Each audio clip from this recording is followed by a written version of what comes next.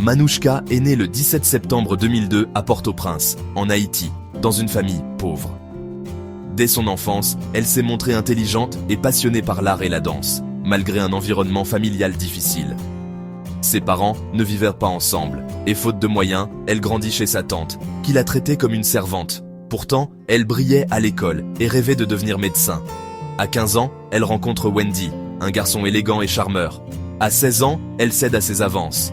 Mais à 17 ans, malgré ses brillants résultats scolaires, son avenir semble compromis par la dure réalité d'Haïti. Son père, se sacrifiant, lui offre une chance de partir à l'étranger pour poursuivre ses études. Avant son départ, elle promet fidélité à Wendy. Mais lui, effrayé par la distance, la fait tomber enceinte à son insu. À plus de 34 000 pieds d'altitude, Manouchka rêve d'un avenir radieux.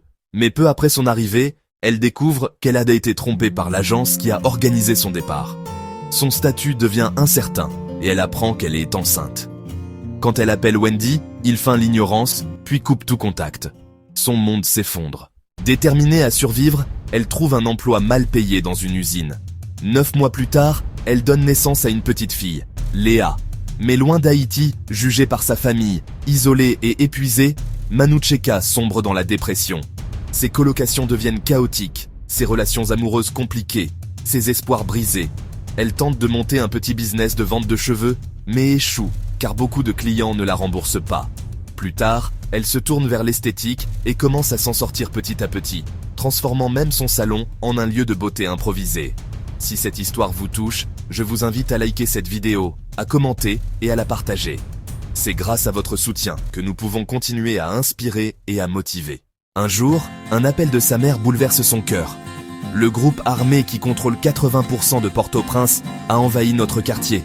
Je suis sans abri, réfugié sur une place publique, sous la pluie, avec des centaines de personnes. Manouchka se sent impuissante, écrasée par la culpabilité et la douleur.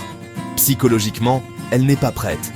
Elle se dit, si je suis introvertie, si je n'ose pas, c'est à cause de ma tante et de ma mère. Mais elle oublie qu'elle n'a plus 10 ans ni 15 ans. Elle est adulte et doit désormais prendre ses propres décisions. C'est alors que je croisai son chemin. Elle me confia ses frustrations et je lui dis « Manouchka, aujourd'hui, tu traverses peut-être le pire moment de ta vie. 1.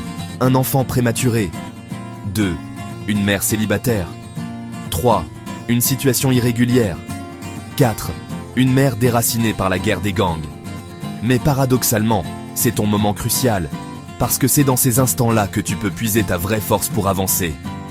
Oui, tu souffres, car toi ou ta famille n'avez pas pris les bonnes décisions il y a 5 ou 10 ans. Mais si aujourd'hui tu choisis de changer, tout peut commencer à s'améliorer. Chacun de nous vit ses propres batailles.